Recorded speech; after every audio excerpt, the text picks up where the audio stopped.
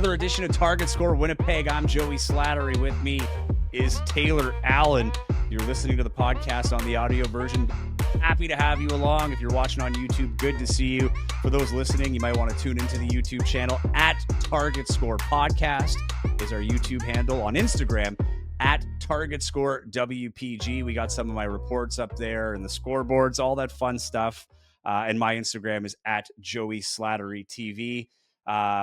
Taylor, things weren't looking good for a while there for the Winnipeg Sea Bears, and suddenly we have a huge turnaround. Sea Bears go on a road trip. First game with Jalen Harris. That was the big news, right? Jalen Harris is here. He's going to be the drive that changes everything. And then the first game they lose to Brampton. That is Brampton's only win of the season, even to this point at 1-7. Wasn't looking good. Then they come back around in a game that had its ugly parts in Scarborough, but they come back and win it by 1 point. Jalen Harris hits the bank shot to end it against his old team, Scarborough being the first team that he played for when he first got into this league. And it almost felt like a weight off the shoulders you can see for that team, right? And to not go 0-2 on that road trip, coming back now with Simi Shittu finally making his debut. So everybody that's, asking me in DMs and everything, when's this guy coming? Breathe easy, man. He is here starting on Wednesday against Montreal. We'll get to Simi Shittu in just a minute. But just overall, you look at that road trip, Taylor, and the roller coaster between two games. How are you feeling after that game against Brampton and then what you saw against Scarborough? Yeah, kind of got into it last week, but no matter what happened in Brampton, what's going to give these guys a pass? Obviously, it's not ideal to lose to a team that hasn't won a game all year, but literally, Jalen Harris got off the plane, met the guys in Toronto, in Brampton, and was on the court ready to go. And he even admitted to us today that he still needs to work on his conditioning a little bit, so he still needs to make some progress and whatever. But man, it was an encouraging first performance by Jalen Harris. But then Saturday in Scarborough, going up against his former team, and yeah, they added some rough stretches there, but Jalen Harris is as good as advertised, right? And like in this league, sometimes you just need a guy who can kind of carry you in that target time, make that big shot when you need it. And sure enough, Jalen Harris did. He banked in that shot, gave them a 1 point lead. And, again, they're going to be there at the end, but this losing streak, like they needed to snap this. So the fact that they could go into Wednesday night feeling good, even better that Simi Shittu is going to make his season debut Wednesday night as well against the Montreal Alliance here at home. You can just feel like the tension's a little better right now. Spirits a little higher. And they needed that because, a 5-game losing streak, that's just something we haven't seen with this club before. So, yeah, it feels weird for Sea Bears fans to almost be like excited about a team that's 2-5. But like Joey, I think they should be. And I think we're going to learn a lot about this team on Wednesday. But again, we're still going to have to be pretty patient with these guys. Yeah, and you and I were both at Monday's media availability with Jalen Harris, Simi Shittu, and Mike Taylor. Just to give people context, if you didn't tune in the game or see the stat sheet, Harris in his first game had 17 points, 4 rebounds, 6 assists, and then he followed that up with 22 points, 4 rebounds, and 3 assists. 17 points unconditioned and off the plane in the CEBL is nothing to shrug off. It's a pretty big deal. You didn't get the win, but obviously you felt like you were building towards something. The other thing for me was Tevian Jones had 24 points, 8 rebounds, and 4 assists in that second game against Scarborough. And one of the things that we were talking about in that media avail is, and Jalen said this, is he's going to open up opportunities for other players, right? He talked about how excited he is to play with Simi Shittu, but he named Tevian Jones out by name, saying, I'm going to get him more shots simply because I'm taking some of the eyes and some of the attention, from opposing defenses. And I think we saw that in, that second game against Scarborough. And I think if you're Tevian Jones, I could imagine, this isn't anything that he said, but, there's probably a little bit of back up against the wall. And Mike said this too, Mike Taylor, where, might have caught some guys off guard with the signing of Jalen Harris, but he said everybody's bought in and on board. And I bet you that's a big reason right there, where Tevian Jones, where it's been struggling to get your own shots. Now you have a great game, a nice stat line, while another guy's getting 22. And his 22 is what's allowing you to get your 24 and getting those shots that Mike's been talking about, Mike Taylor. right? Like getting the offense going and, getting those guys go, like the whole team kind of working cohesively. And we saw a couple times where Tevian Jones is getting set up for nice shots that he doesn't have to set up for himself.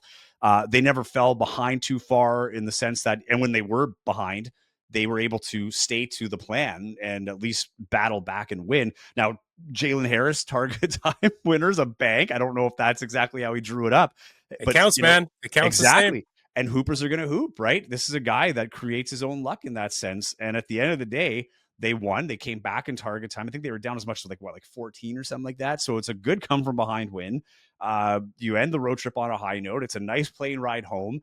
At practice today, everything seemed upbeat and everybody seemed to be, happy. And as you say, the pressure's not the same because you're in the playoffs, but on the same token, you want to play well. Everything's great when you're winning. And I think that win, I use the term morale. Mike Taylor's like, well, the morale was never low, but there's something to be said when you go through a 5-game losing streak and then you go up against a team that was, I think, undefeated at the time too, and give them a loss on their home court. It has to feel good. And we've seen this with Scarborough. There's something brewing with this team between Winnipeg where they find themselves down and have these miracle comebacks in target time. When you think back to last year, the home opener and the Alex Campbell 3, it's been good. But, to wrap up Jalen Harris, I'm impressed through 2 games. I knew I would be. It was almost like you were expecting if I was going to be shocked or we were going to have some sort of hot take, it's because he didn't play well, right? But he did this with no practice at all. And he said the team let him hoop. And, that was clearly the case. We saw kind of vintage. I think for me is how this offense is going to look next, like with him now worked into the system, right? They're teaching him the defensive sets. How are they going to use him in a way that they can set him up as opposed to just like letting him do what he needs to do and giving him better opportunities while letting everybody else kind of get theirs? And you still have to take into account they have the American problem, right? There's still 5 Americans on this team. Solomon Young was the guy who was sitting out over the weekend.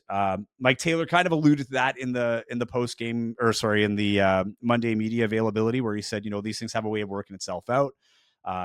Mike sometimes will drop those hints, as you and I have found out, right? He'll mention something. It usually means something's coming, so we'll keep an eye on that for sure. But overall, I'm curious to see how the imports play out. I know summer league's coming and NBA mini camps and all this other stuff, so we'll see how it works out.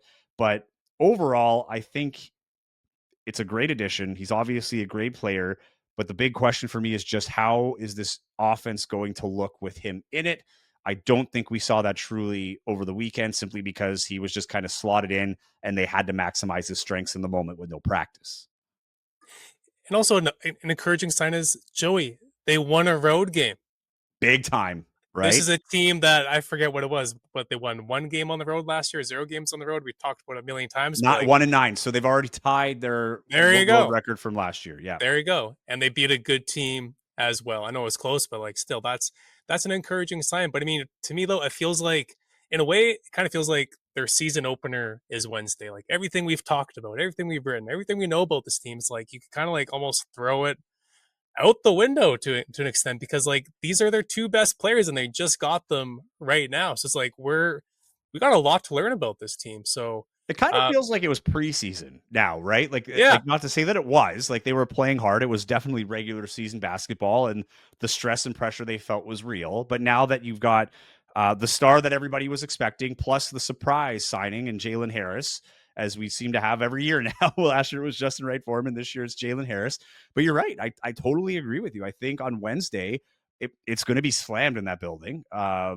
Because people are excited to see this. They've now got marquee names that people know, that have been, and even to us, like, we're part of that. Like we've been excited about Simi Shittu. And I think the people that have watched the CEBL and listened to podcasts like this and have heard, watch CEBL weekly, whatever, he's a big name, right? So people have been expecting Simi Shittu. Like even when the team was there, it was like, but Simi's not there. And Mike Taylor would talk about it, when Simi gets here, now he's here. And perfect segue because he is here. And this is what everybody's been waiting for. Fans are going to be relieved, Taylor. I know this. Like you could see it in the comment sections when the posts were there that the home debut for him, like Simi Shittu and Jalen Harris, is coming on Wednesday. But is that impact going to be immediate? And I don't think it is. Like, you No, got to keep I in agree. mind, Montreal coming in here is on a heater. They're the only undefeated team right now. They are so spread out. They're scoring from everywhere. This team is really good. If they win that game, it's huge. It's not saying they're going to lose, but it's going to be a tough test. And even if they do, like, again, there's going to be that adrenaline of that, like, almost like home opener 2.0 in this game. But I think, I want to be cautious to people that are listening that are excited that think Simi Shittu is going to be the savior. And then you throw in Jalen Harris. This is a sure thing. I really don't think it is off the top. Don't be surprised if it takes some time for this team to really nail their chemistry and start stringing some wins together in a way that looks cohesive and in a way that, where they're playing winning basketball. I wouldn't be surprised if they got smacked on Wednesday. And again, I'm not trying to be super generous again, but like you got to give these guys some time, right? You got to give them some rope here. And Jalen Harris even said today, he's like, well, yeah, it's going to take some time, but luckily we have time because we know we're going to be one of Yeah. those Final Four teams and whatnot. Like these guys know that. And Simi Shittu, I think you asked him today about like, does he feel any pressure? Because I mean, again, we've been talking about this guy. Mike Taylor's been talking about this guy. The guys have been talking about him. Like, well, we're still waiting for Simi. We're still waiting for Simi, and he's been watching all the games. Like he knows what's been going on with this team, and he even said like, yeah, the first halves they look pretty good in the first half, but then the second half, yeah, it's been a bit of a different story. And in a way, I feel like a lot of people are kind of like already crowning this guy as the savior before he's even touched the basketball at Canada Life Center. So at the same time, it's like people should be very excited, and I think these two guys like have the potential to definitely like turn this season around and have these guys like really rolling by the time it's that Final Four weekend. But also at the same time, it's like, man, like how could these guys not feel some pressure? Because it's like this team was not working without them. Now they're here, and now I feel like everyone's kind of they deserve the hype, Joy, but it almost feels like everyone's already like just crowned them as like the saviors, Yeah. hyping them up so much that's like, oh yeah, everything's gonna be fine now. But it's like, well, it might not be. So Wednesday's going to be interesting. But again, if they get smacked by 20, even like I wouldn't fault them that hard for it. But by game 15 of this year, I think we're going to really have some more concrete answers about this team. Yeah. And like, could be the other way, Tay. Like, maybe they smack Montreal. Montreal's feeling themselves right now, right? You're coming into an atmosphere you're not used to playing in. So, I mean, it's not to say it's a sure thing, but yeah, I agree with you. I wouldn't be shocked if this happens. I don't think it's the end of the world if it happens. This is a team that has the luxury of being in the playoffs and that extra runway to figure things out. And one of the big things is by the time they play, they will have had 2 practices and a shoot around. Simi Shittu had a one-on-one workout Sunday night with the coaches. So, they were able to work with him one-on-one. Then he had the Monday practice that apparently went really well. And Mike Taylor was happy with what he saw. Mike Taylor alluded to it too, that this isn't going to be a quick fix. Like, these are guys that have to work in the system. The system has to be tailored around them a little bit too, right? I don't know what this offense is going to look like with them. I'm excited for it. I know it's going to be exciting. But I still think they're not abandoning this whole, no star mentality. I think they've got their guy where the ball is going to be in his hands. He will get his shots, but I don't think this is going to be what we've seen maybe in the past when things started, including this year when things start getting out of hand, where it's 1 or 2 players that are, give me the ball, I'm going to huck up a three. In years past, they got away with it with Teddy Allen because he was putting those balls in for the most part. He put up high volume shots, but he also had a lot of points out of it. Justin Ray Foreman was the same way. Jalen Harris is that guy, right? I think if it does hit the fan, you've got a guy where you're okay with it now. But I don't think they're going to be starting games where it's like, hey, feed Jalen Harris and let him score 20 in the first quarter, and then we're going to coast it from there. I don't think that's the case. And I'm really excited to see him and Simi Shittu on pick and rolls. I mean, dude, like 2 scoring threats, a guy that can elevate in Simi Shittu, offensively. Like I'm hoping for some lobs. I'm hoping for some entertaining basketball between the two. And Simi Shittu can create from the key as well, right? So like I can see him getting cozy with Jalen Harris and guys like Tevi and Jones who can cut, like a swingman like Jones, right? Like cutting baseline, getting the attention from Simi. Like I think Tevian's path is going to be so much easier now that these two guys are here. I'm actually really excited to see the Jones effect in all this because I think he's kind of fallen off the conversation because of these 2 players, but we can't forget this guy's like an NBA caliber guy and he's going to get his. Like we might have our big 3 in Winnipeg happening right now. And then you still throw in Jalen Williams, who now will be playing his natural 4 at small forward. And now there's less pressure off him. Like he'll be able, like he can shoot the 3. His field goal percentage right now is awful, but like it's because he's playing the 5 and he's out of sync. Now you can put him in his natural position, get him the shots that he wants. Like this has the potential to be a very dangerous team, but my caution to fans is just don't expect it to be Wednesday. And if it happens Wednesday, don't expect that is the start of something new. This is going to be a team that might have a few rough spots down the road, but don't worry because they have that game. As long as they figure it out by August, all is good, in my opinion.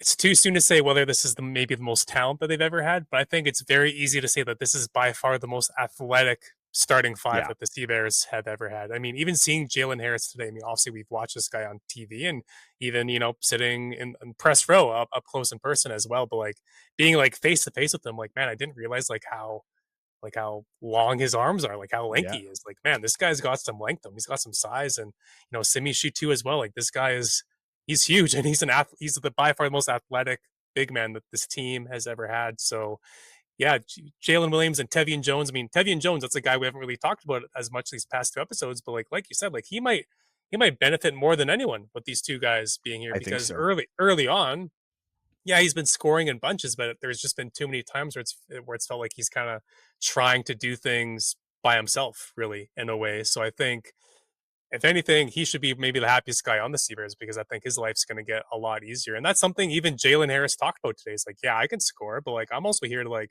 make life easier for everyone else here. Like I think Simi and Jalen, they really understand that like, yeah, maybe we're the best players, but like we're not going to be shooting 40 times a game. Like we're here to also like to help make everyone else's lives easier. So I think it's a perfect fit on paper, but again, it's gonna take some time. And I feel like a broken record. And we both keep saying it's gonna take time. It's gonna take time. It's gonna take time. Like, but really, it is gonna take time. Take the time, right? Like that's my thing. Is like I understand you don't want to like rest your laurels on this bye to the conference final, but like use it. Like that's the luxury of hosting championship weekend. I have zero problems with that. And then the other part of this too, before we just move on to Montreal, is now look at the options you have.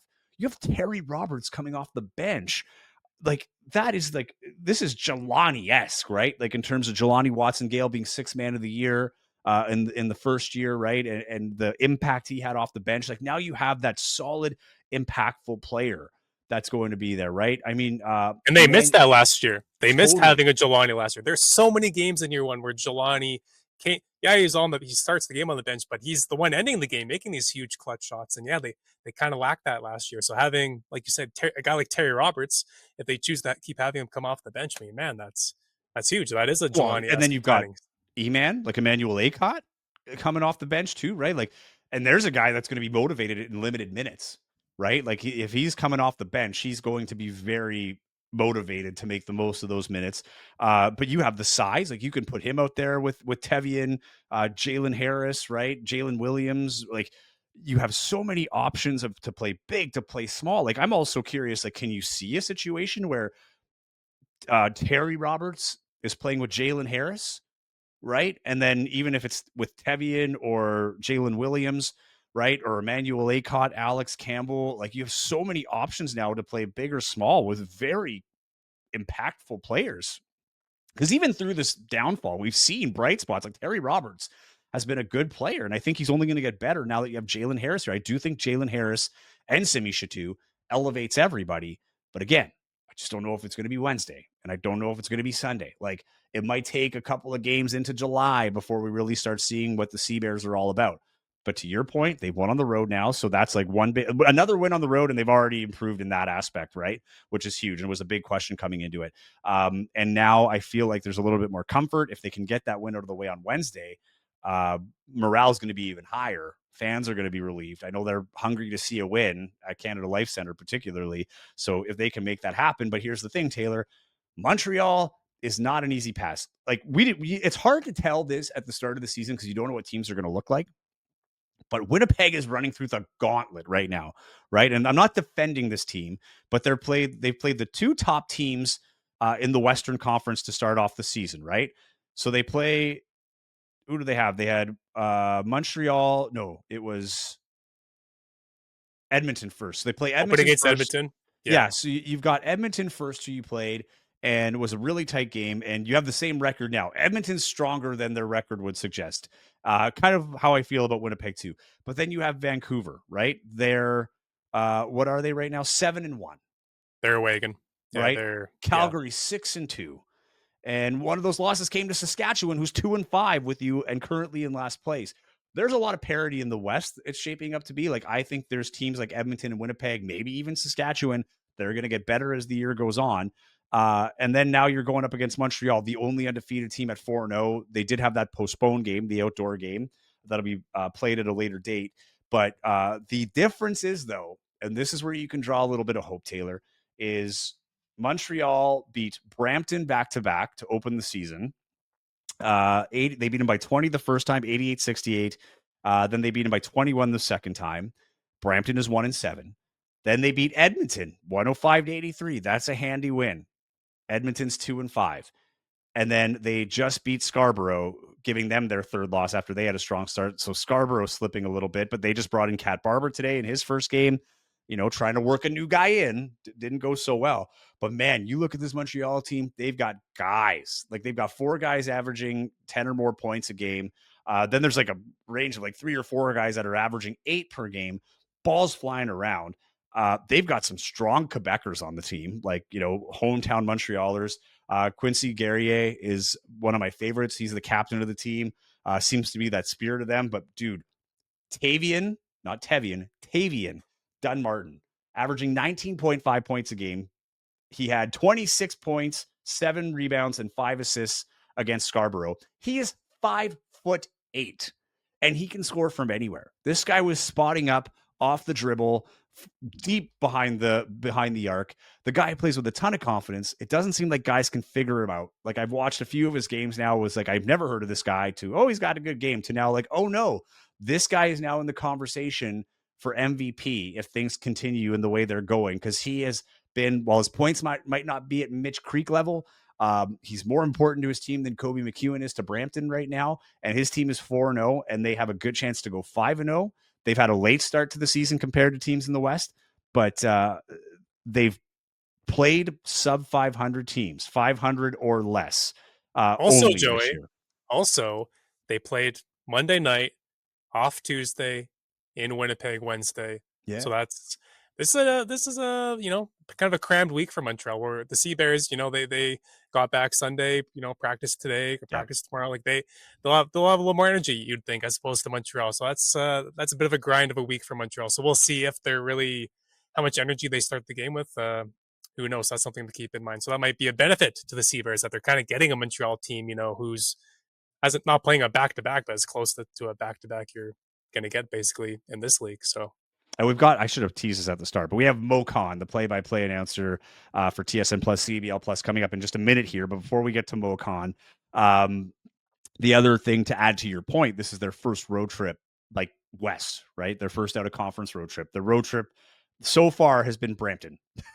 Right. So although it's a bit of a drive from Montreal, it's not that far. This is the big, the first one that's kicking off, second game on the road for them. And I believe they continue on after this. I can't remember where they play next. I'll have to check the schedule, but they're making their first trip to Winnipeg, their first trip out West. So yeah, there's that part of it too, right? This is going to be their first real look of playing on the road after a real road trip, playing in a city against a team that's kind of unknown. That's another thing, right? As you said, here's a team that is 2 new players. You have a little bit of tape on Jalen Harris. You have nothing on Simi. They've had 2 practices to practice together. It's not going to be perfect, but they're going to see some looks that they haven't seen before. So it'll be interesting to see how it goes. I'm looking forward to this game. It's a huge test for the Sea Bears, but Montreal's got something on the line too. They want to keep that undefeated streak. Let's check in with Moe Khan, the play-by-play announcer on TSN Plus and CEBL Plus of the Montreal Alliance. Here with Moe Khan, play-by-play of the Montreal Alliance on TSN Plus and CEBL Plus, and just an overall play-by-play guy. You name the sport, Moe Khan probably calls it. Appreciate you making the time here today, Mo. Joey, thanks so much, man. I forget I do play-by-play for the Alliance, but that I do apparently for the last 4 years or so. I can imagine. You're doing so much. It's hard to keep track of everything that's going on. But let's talk about the Montreal Alliance. This team is off to a crazy good start, undefeated. This is a team that last year did not fare well. They were in the same position as Winnipeg is in this year, where they had the guaranteed bye to the conference final. Season doesn't go well. They don't get through that game. And then this year they come back, make a couple of key additions, and suddenly this team is rolling to start the season. Are you surprised with the start? A bit, and you think about, you brought up the host city thing with Winnipeg this year, Montreal last year, even Vancouver 2 years ago, right? I mean, it's been a jinx being the host team for championship weekend and not have a strong regular season record. But for Montreal, I mean, like last year was a bit of a weird year because Derek Alston Sr., who was the head coach the last 2 years prior to this year, came in a bit late because of his commitment to coaching in Mexico. So Ryan Thorne took over right for the first week and a half, and then they were missing guys. They were trying to get the lineup straight. And, they lost Nathan Caillot to NRL, and it just a lot of movement there. And that kind of set the tone where they didn't really have, like, they had spurts of, like, glory. Then they just kind of went to, like, a rut. And then, look, they were one shot away from going to the finals, right? If it wasn't for Khalil Ahmad and the big shot he had for NRL in the semifinals. But then you fast forward to now, and Joel Anthony said, look, we need to bring in stability of what I want. And Jermaine Small was available. And he's been a revelation for this team and what he's brought from a mindset perspective, from an attitude perspective, and for what he wanted from a shopping list perspective. Because I spoke to Coach Small at the CCAA National Men's Basketball Tournament in mid-March at Vanier College. And I asked him, like, what's your DNA for a team? He said, look, the reality is this. I want to be a big mother bleeping team that's going to out-rebound teams, make your shot difficult, and essentially have depth to work with and have guys who are going to be here from day one to whenever we finish our season. And so far, Joey, they've met those criteria in the checkbox checkoff over there. And now we'll see what happens because they're in the midst of a road trip here going to Winnipeg and Vancouver. And we'll know by this week, towards the end of the weekend, if they're going to be in that conversation of being a top team in the East, or maybe being in that conversation of Vancouver and Calgary being a contender for the CEBL championship. Well, that's the thing, right? I mean, you look at the teams they beat for the most part below 500, but it doesn't take away from the fact that, they started undefeated. You look at the scores, some lopsided ones, including Edmonton. I think Edmonton's better than their record shows. Agreed. I think Edmonton's going to be a team to surge, like, pardon the Calgary pun there, but I think they're going to be a team that will step up as the season goes on. Yeah. But you brought up Nathan Caillot, and I remember when he signed with Niagara, I was thinking, like, what a big loss for Montreal and what a great addition for Niagara. Mm-hmm. And I didn't really know a lot of the players. One of the big ones that caught me off guard was Tavian Dunmartin, not Tevian like in Winnipeg, but Tavian Dunmartin, who first off, you look at the stat sheet or the roster sheet, and you see that he's not even 6 feet tall. He's 5'8". And this guy is on a tear. Like, he is absolutely putting his name on the map here in Canada. And you think with the using your height to your advantage, I don't know what it is, but guys can't seem to stop him. And I don't think anybody really knew who this guy was coming into the season. Like, what did you know about Tavian Dunmartin ahead of the season? What have you learned about him through these first few games? Honestly, Joe, he came in last week, so we're all learning as we move along in the season. And he replaced Pistol Smith, who was there for the first 2 games. And I think the anticipation was Pistol would be there for 2, and then Tavian Dunmartin would come in the rest of the way. And when Dwight Walton, my colleague who does the games with me on CEBL Plus, we both sat there watching practice, and we're like, oof, he's pretty lean, right, and pretty small. But then gradually you saw what he has, right? The ability to create shots, his vision on the court. He's brave. He doesn't think. He just goes with what he believes in, and he goes out there and makes shots. And that's what he did against Edmonton, against Brampton last week, and that's what you saw against Scarborough on Monday night, that this guy is not going to be intimidated by anyone that's 6'10" or more. Does he have some deficiencies? Sure he does, right? But at that point, what he does and what he brings on the court, he's really elevated the profile of the offensive end for Montreal. And you saw that against Edmonton, and you saw that especially against Scarborough in a tough road environment that it was at the Pan Am Center.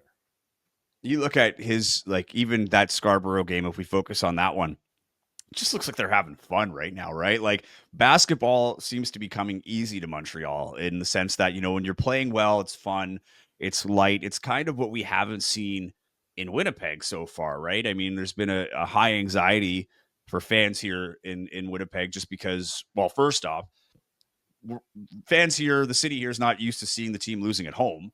Right. And then they lost a bunch here at home. They started off, it was a 5-game losing streak after winning the first game. And then they finally beat Scarborough as well, right? So Scarborough's taken a beating back-to-back games from the teams that will play on Wednesday. But, when you're looking at Montreal and the makeup of this team, we talked about Tavian Dunmartin, but then there's guys, Quincy Guerrier, who to me, and you would know better than I do, but this guy kind of seems like the driver of the team, right? Like you even looking at the media and the stories that come out, like there really seems to be a focus on him, and it's just a great makeup. Like even you look at Dante Bissett has been good, Anthony Walker, and then you got Duvivier, who looks like a linebacker. But let's focus on Guerrier first before we get into the rest of the lineup here. But what's impressed you about him, and what's his importance to this team?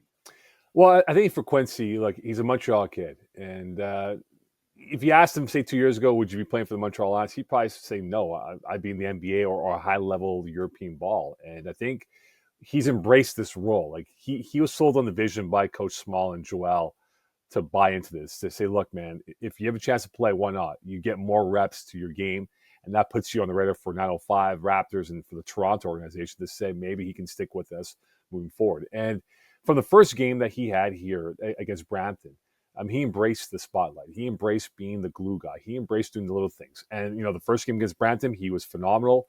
He was quiet. And, the Ottawa game was fantastic up until halftime, but then they called that game off. And then the Brampton game on the road, he didn't score in the first half, right? But he still did the little things. And I just think, you see his creativity, his first step, his vision on the court. That's all made him into a wonderful basketball player that has definitely benefited others on the court. And he doesn't have to score 25 a game, Joey. He can go 16 and maybe 8, or even 10 and 8, whatever it is. At the end of the day, what Coach Small wants is the quality passes, which you've seen so far. I think now they've had 3 or 4 games of 20-plus dimes in a matchup. And that's what he wants. He doesn't need a guy to score 35, 40 points and be the man. He just wants that team effort, and Quincy's embraced that. I think for the long play, for his development, that's going to make him more desirable for NBA teams to say, look, this guy fits in the system no matter what his role is, and he'll embrace it and make himself a key depth player moving towards wherever direction he goes with his career.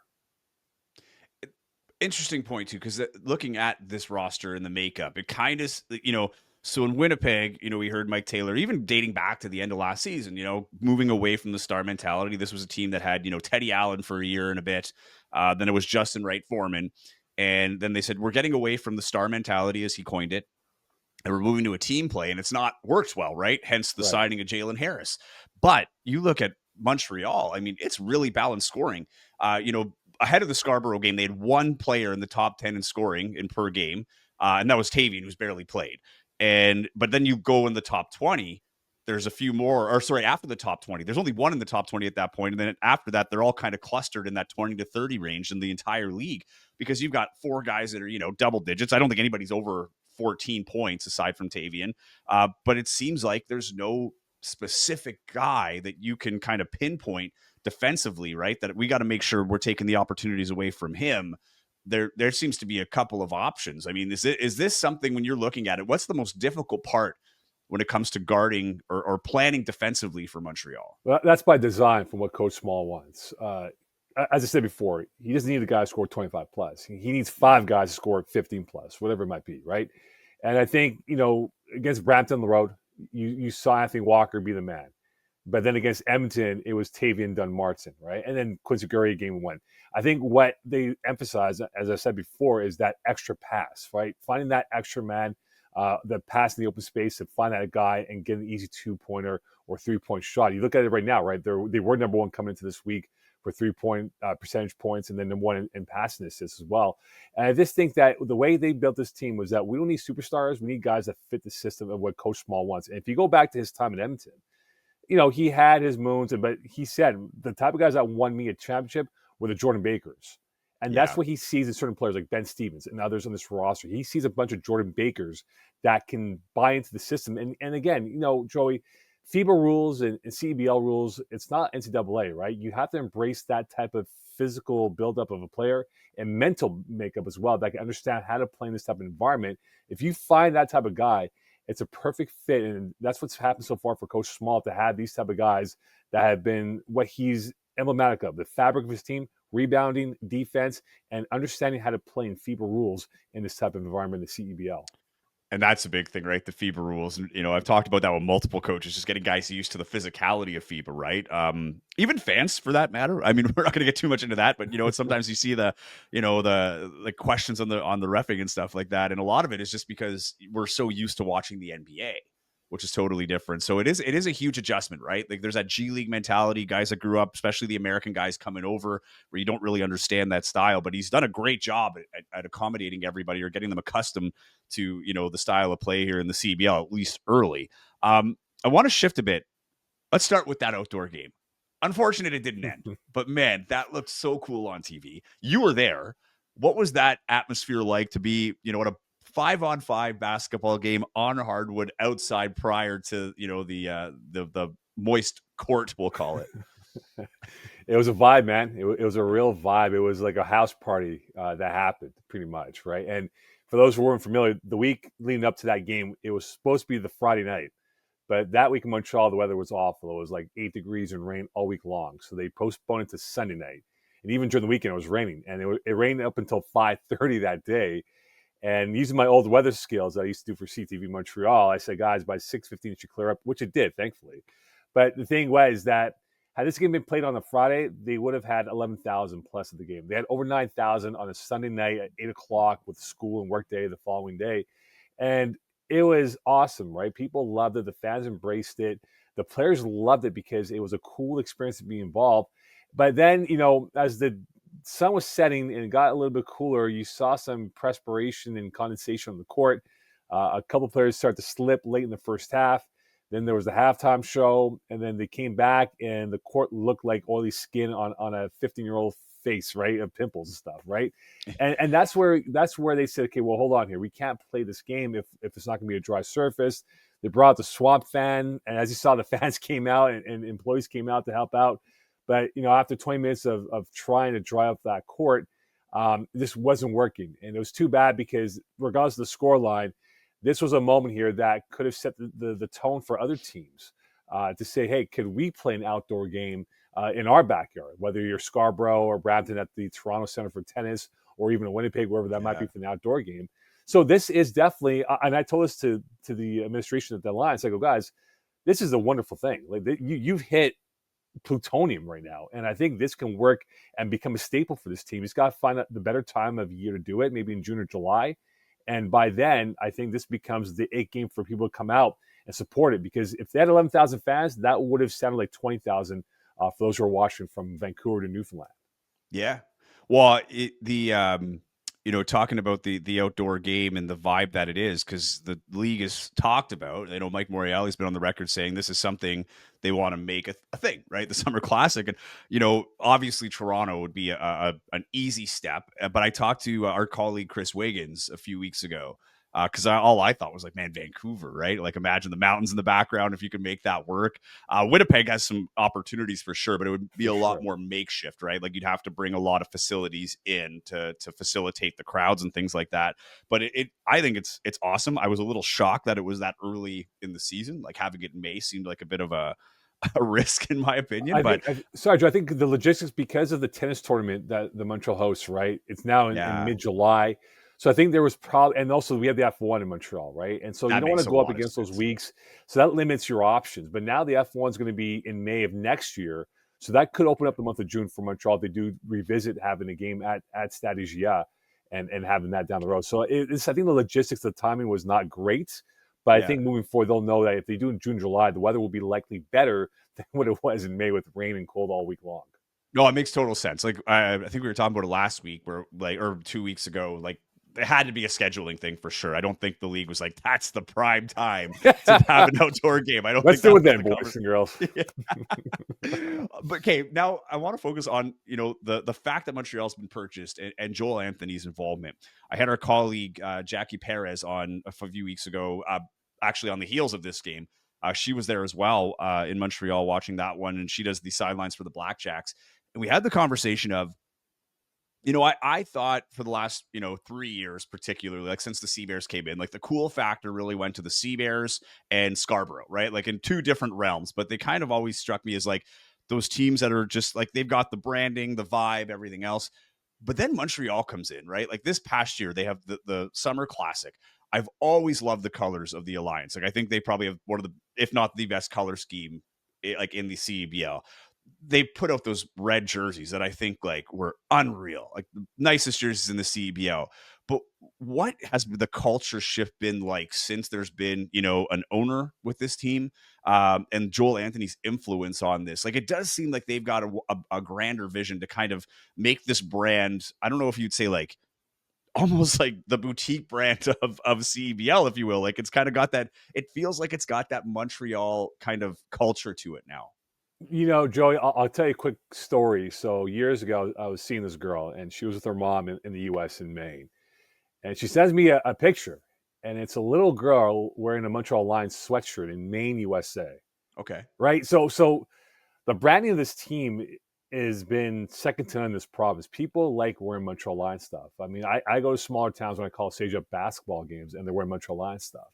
And it really took off for them, I would think, in 2023, 2024, when Ben Matherin, you look at Chris Boucher and Lou Dort all showing up to games, right? They support the local content, and people see them talking about it. And social media kind of snowballed. And I think this past year, the fact that they got ownerships now, right? They got an ownership group that's committed to this team, that want to see this team thrive and be a staple in the fabric of the Montreal sports scene. They put in the effort, or the promotions, the social media content that they do on a weekly basis or daily basis, for that matter. It's become embraced, and people like wearing this stuff. And Joey, in our country, we know hockey is the biggest sport. We know there's nothing close enough to it in terms of the popularity of it. But given the demographics that we have in this beautiful country of ours, right, different communities and all that stuff, basketball is a sport along with soccer that's been embraced immensely. And people love the sport, right? It doesn't require much. A pair of shoes, a basketball, you go to any court, indoors, outdoors, and play. And I think now for the Montreal Alliance, given their start, and Montreal, the city of Montreal loves winners, people are going to buy into this. And I think the key is in how they market it towards younger demographics, which they've done a really good job. They had a really young crowd on Friday night's win against Edmonton, which was popping, was a near sellout. They have done a really good job. And I think for the CEBL to grow, and I hope it continues to grow and flourish coast to coast, that's what we need. Winnipeg's done an amazing job. We Dwight and I talk about it, right? If it isn't us, it's Winnipeg, right? And how they've marketed it and made it a cool scene to be a part of. And hopefully we see that, whether it's in Sask or Calgary or Vancouver, wherever it is, that people embrace this sport, because there are so many Canadian talent playing, and American guys and European guys coming overseas to play here. That's a great brand of basketball, and Montreal has definitely loved their Montreal Alliance the last 3-4 years. While you look at it, I mean, I think Calgary's been great in terms of, the marketing since they moved from Guelph to Calgary. Yeah. I think it's a bit, the thing with Calgary, I'll be there actually later this year calling a game on CJOB, and I'm interested because we see the setting on TV and where Winsport Arena is, like how far it is from downtown. It's like really the last thing you see before you're heading out to Banff, right? Right. And when they had the game at the Saddle Dome, it was unreal. Yeah. If you ever get a chance to go to Edmonton, another unreal atmosphere, right? They play at the Edmonton Expo Center. And then you look at Montreal. Like Verdun Stadium is one of the places that I want to go to really bad. It looks like just this, like, I know it's going to sound weird. I actually mean this in like a charming way. Yeah. But it looks like this vintage dungeon that could be an intimidating place to play when it's packed. And I know the Montreal fans are, Quebec fans in any sport. I remember covering junior hockey in Northwestern Quebec, Val-d'Or and Rouen. And that rivalry was insane, right? You have like the whole city showing up to these games. Like it's a passionate fan base. What is it like in Verdun Stadium when you're there night in and night out? Like, is it as charming like in person as it is on TV is what I'm getting at. Yeah. I'll always say, picture, if you follow English Premiership soccer, one of those type of environments, right? It's an old rickety arena, but it's been remodeled, right? And it still has this elements of charm from the old school. And the way it's structured with the roof, it's a curved roof, so the noise bounces right off the roof onto the court. And every visiting team that comes out here always asks, how loud can it get? I go, guys, you're going to experience it and see what's up. And they're like, man, it's crazy how loud it got. And, Verdun's a blue-collar area of Montreal. It's just nestled southwest of downtown by 20, 25 minutes if there's no traffic. And it's an area that the Alliance actually represent quite proudly, right? The blue-collar mentality of how they play on the court. and how that borough is. And, the city of Verdun has really embraced the Alliance. And you see a lot of posters and a lot of markings of the Alliance across that area and across the downtown sector of Montreal. So really, if you get to come out here, Joey, it is an unbelievable time. And it does feel like it's almost like 20,000 in the arena, then 3,000 and change, about 3,700 they can have max capacity. So really, they've done a really good job with what it is. And again, like I said before, that outdoor game can maybe jumpstart that idea that more and more fans will come out to games and say, I want to become a ticket holder, or come out on a Friday or Sunday afternoon, whatever it is, to watch them play. But there's no question that Verdun, along with Winnipeg, are probably the two loudest arenas that we have in this league. Well, and there are some parallels there too, right? Like, I mean, the one thing I noticed, and you might have noticed this too, but like since the Sea Bears came in, I remember like the first game we were talking about it. Both Montreal and Winnipeg have long-standing sports traditions, right? I mean, the Bombers have been around forever, the Alouettes have been around forever. Obviously, the Habs, and then the Jets. Although they left, they came back. No one was really left as Jets fans, right? Even when the Jets weren't here. But then these teams come in, and population has grown across Canada, and for a lot of people, this is their team. Like, they were there from the roots. Like, they're building traditions there, and I think that's the interesting part for the CEBL. Like, the thing I like about the league right now is you've got that, right? Like, people are starting the culture with their families, young people are going there and they're, going to grow up with the team, pass it down to their kids, things like that. But also the uniqueness. Like, yeah, you got Winnipeg that plays in the big arena, and that's awesome. And I know other teams would love that, and the league would love to see more teams doing that. But the cool thing is you've got Verdun stadiums, right? You've got the Edmonton Expo Centers. You've got forgetting the name now, but the one in Ottawa that's attached to the stadium, TD or whatever. But like, you have these unique venues that I think makes the league really cool, where it almost feels like baseball. You have like a home court advantage because each place is so different. So I do love that about the CEBL right now. I think it's in a good place right now in terms of developing a culture. Obviously, things could always get better, and it will get better as it grows. But I think it's in a really cool spot right now that we'll look back at this one day as kind of like the original 10, so to speak, where we talk about the I shouldn't say the original 10, maybe the expansion era as they have in the NHL. Yeah, the founding fathers. Yeah, there you go. And then you're looking at it as like the cool venues and stuff like that. I don't know. I think it's in a good spot that way. I agree with you. I think that there's different charms to every arena we have, right? You look at Langley. That's always been a hot spot for basketball, for high school basketball, right? When they had the BC tournaments in March. And that's ram-packed with fans, and hopefully that will be a carry over for the Bandits moving forward here. We talk about Edmonton and Calgary; those are cool arenas. Winnipeg is, again, it's the Taj Mahal right now. What we have, right, 10,000 plus fans every single game, and that's amazing to watch. And I think everyone has their unique charms to it.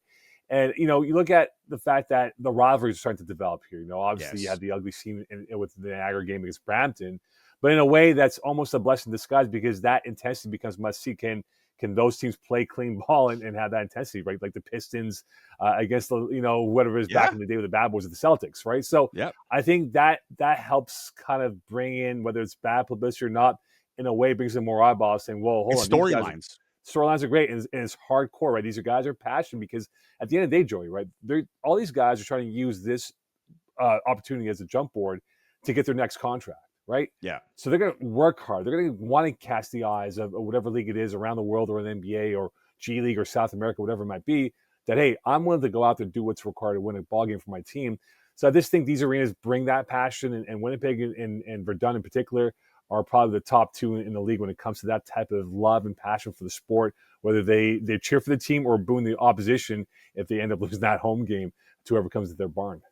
Yeah, totally. That's it's interesting. It very much is. And I think you're right. Like, even with Teddy Allen, like last year when he left, like that to me was like, okay, like the fan base is like, this isn't a novelty anymore. Like, people were mad, right? Like, whether they were mad at the team or Teddy Allen, like it was great storylines. Like, it really brought out the passion of the fans, which is great to see. Like, the fan base is 100%, here now, right? Especially in certain markets, it's stronger. Winnipeg definitely being one of those. But no, it's great to see. Before I let you go, Mo, what are you looking at this game? Wednesday, Montreal in Winnipeg. First big road trip of the year for them going west. Winnipeg coming off a big win. Big debut. Simi Shittu finally making his debut here. People have been longing for that this year, and they're going to see Jalen Harris for the first time. What are you looking at for this game for Montreal? Well, I think Montreal got through the first hurdle of finally winning Scarborough, and that was a mental block for them for many years. They got it first this year. They won finally in Brampton, and they finally won in Scarborough this year. It took them only 3-4 years to do it. But But those are all mental like build up here. Now you're going on the road. You're playing potentially, if you make it that far, Winnipeg or Vancouver, maybe in the finals, right? And you want to see how you stack up here. And this is a true road test. And Jermaine Small, when I asked them early in the media day, how big was the first 5 games? He goes, it's massive for us because that next window, which was Monday, Wednesday, and coming up against Vancouver on the weekend, that's going to tell us where we stack up, right? Are we in that conversation to be a contender for the title come late August?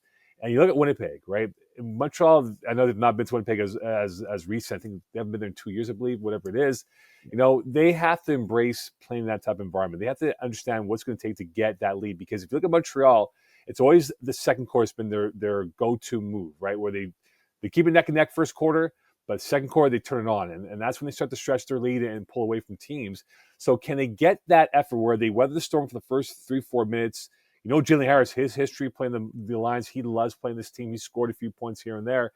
So if they can weather the storm for the first 4 or 5 minutes and then go into quarter number 2, establish their front, then maybe they pull away from Winnipeg. Because again, as you said before, Joey, Winnipeg's been up and down this year, and we all expect them to turn it around under Coach Taylor and get this team back on the right tracks here.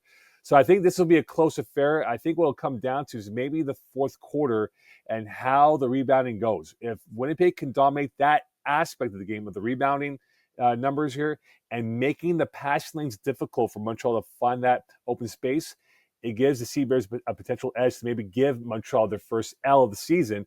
But again, for Montreal, I think and I know, Joey, having this crossover game is important, but you don't want to lose a division game than a crossover game because of the tiebreaker scenario here. So if Montreal were to lose, yes, I'm sure they'd be disappointed. But again, it doesn't really impact them in the race with Niagara and Scarborough for first or second place in that division. Yeah, it's I look at the Winnipeg, it could get smacked, but it could be a big win, right? Just like when I think everybody was kind of expecting Winnipeg to turn around at Brampton, not Scarborough, and then Brampton gets their first and only win of the season against Winnipeg. But it'll be interesting. Yeah, Mo, thank you so much for making the time here, and enjoy the rest of the season. We'll catch up soon. Always, my man. And I've always promoted on the broadcast for the Winnipeg Championship weekend, hey, if you're out there, Joy will buy you a drink or two if you mention my name to him. So get ready for that credit card to be used by many fans from the CEBL. Oh, well, you know what? They might be a little disappointed. I might have to take shelter then if that's the case, because we might have a decline really quick. Or use Mitch's credit card or Rod Black's credit card for all we have, right? Yeah. Those are the big money guys. Mitch Peacock and Rod Black. See them. I'll introduce you to them. Thanks, Mo. Thanks, my guy. That was Moe Khan, play-by-play announcer of the Montreal Alliance on TSN Plus, CEBL Plus. Guy loves CEBL basketball. Really a wealth of sports knowledge. If you listen to Winnipeg Sports Talk, which I know a lot of you do, he's on there quite often talking everything from like tennis to Grand Prix to basketball. Actually, when I was coaching lacrosse at the university level, he was calling lacrosse for McGill University. So this guy's like all over the map, right? So anyway, good dude, and he's covering a good team right now that's coming in again 4-0 against this Winnipeg team that's hoping to make a big splash on Wednesday, but it's going to be interesting. That game starts at 7:30, 7 o'clock, right? 7 o'clock Wednesday? 7 o'clock. 7 o'clock Wednesday, and then they'll play again on Sunday, Father's Day against Saskatchewan. Always a good game when it's the Rattlers in town. But yeah, excited for this game for sure. But Taylor, I know this is so far off your radar, because right now your Indiana Pacers probably should have been 2-0.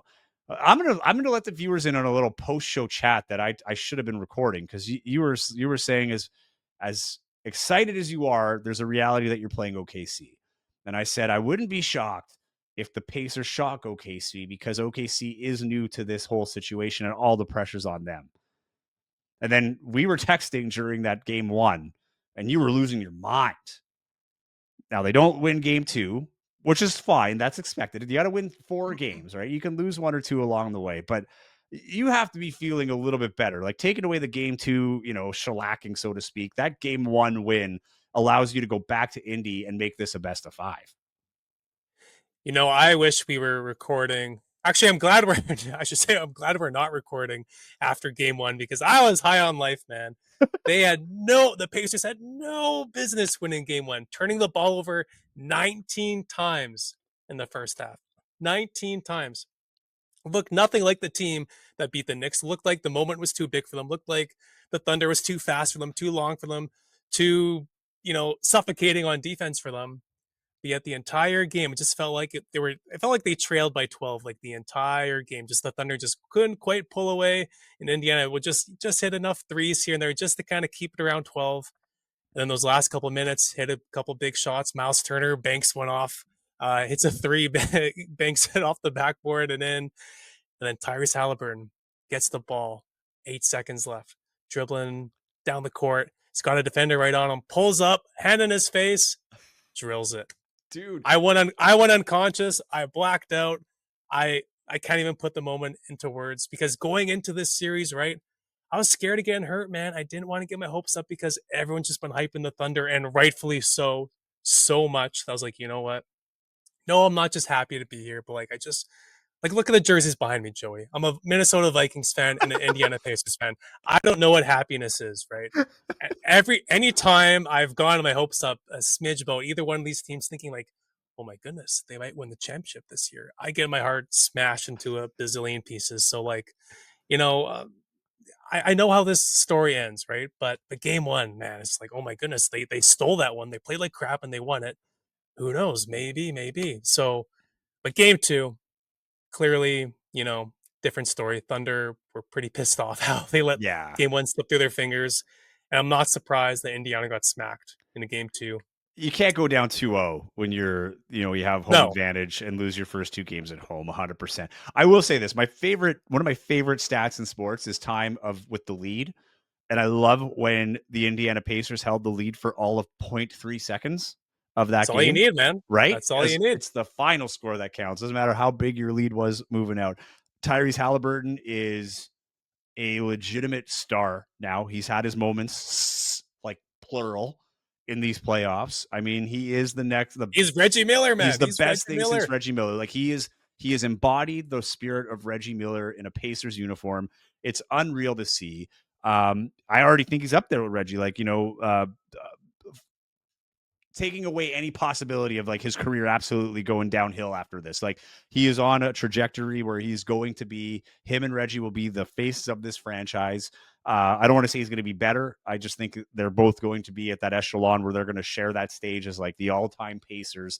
And it's so fun to watch, right? Like here's a guy who's not played great throughout the game, but when it matters most, he's got the clutch gene.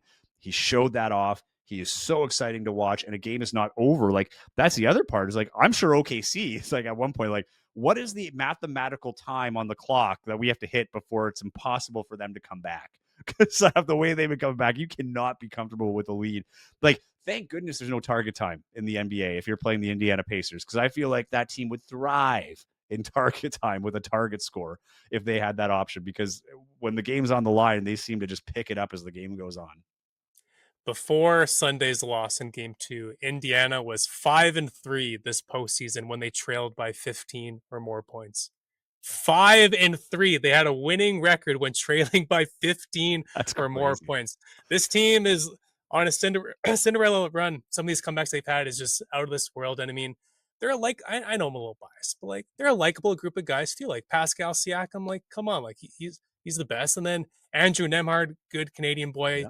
Just watching him frustrate Jalen Brunson and anyone that he defends, it's just awesome, man. Like they're just a fun team to watch play. All five guys on the floor can shoot threes. They got a guy like TJ McConnell coming off the bench who's barely 6 feet tall, and he's just hustling, diving for every loose ball, and still, dribbling around all these 7-foot guys and, taking a floater and sinking it. So they're a lot of fun, man. And I mean, they're built a different way than teams that we've seen win the championship these past 10, 20 years where, it felt like if you didn't have a top 5 guy, hell, even a top 3 guy in the league on your team, and even have him paired with like a top 15 guy, it's like, how are you going to win a title? Like all these championship teams that we've seen this past decade plus, it's been like so superstar heavy, like other than the Detroit Pistons when they had Ben Wallace, Rasheed Wallace, Tayshaun Prince, Rip Hamilton, Chauncey Billups. I mean, those are 5 all-stars, but like none of those guys were like a super duper star. So you know what's crazy? I watched them play live in high school in Detroit the year they won the championship against Chicago with Kirk Heinrich on the team.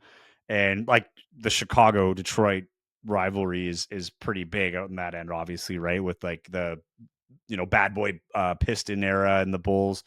But I remember being there thinking like same deal. It's like, yeah, like we loved them in high school. Like, and the reason why we were there, we were provincials in Windsor.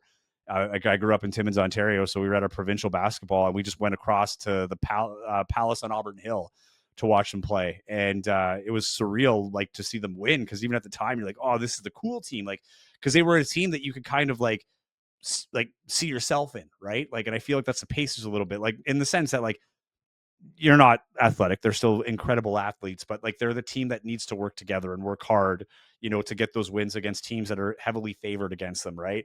And every now and again, that team gets through, as we saw with Detroit in 04. And I feel like this Pacers team could be that team in 2025, and it would be great to see. And I mean, I don't mean to toot my own horn. Like, I know greatness, right? Winningest team ever in the Boston Celtics. So I know that. And also, I mean, at Dakota, I'm coaching Dakota lacrosse team. Just saying, we won the President's Trophy of Manitoba High School lacrosse, right? With our playoffs coming up. So, because that always works so well, winning the President's Trophy. I As, know, I know. Winnipeggers know, not to put the the Yeah, jinx well, on no, Dakota well, hey, lacrosse. I'm a big fan. I'm just saying, keep that if in the mind. Dakota Lancers lose the championship, the provincial championship, it falls on Taylor Allen for jinxing it on the Target Score Winnipeg podcast. There.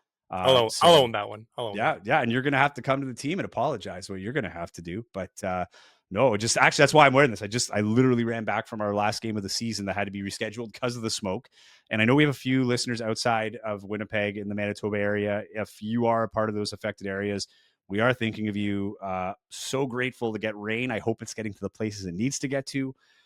It's been a wild spring, so just hoping everybody's safe and everybody can get home safely when this is all said and done. And to the firefighters fighting all this, yeah, thinking of you guys too. But because of this, we had to delay this last game of the season. But we needed to win to capture first place.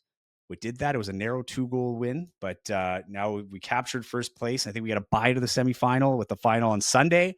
So hoping we get to that final. I'll have to call the game, Saskatchewan Winnipeg game, that is. And then I got to go right to the field and see if we can hoist our own trophy. See if we can bring a little Celtics magic to high school lacrosse at Dakota Collegiate in Winnipeg, Manitoba.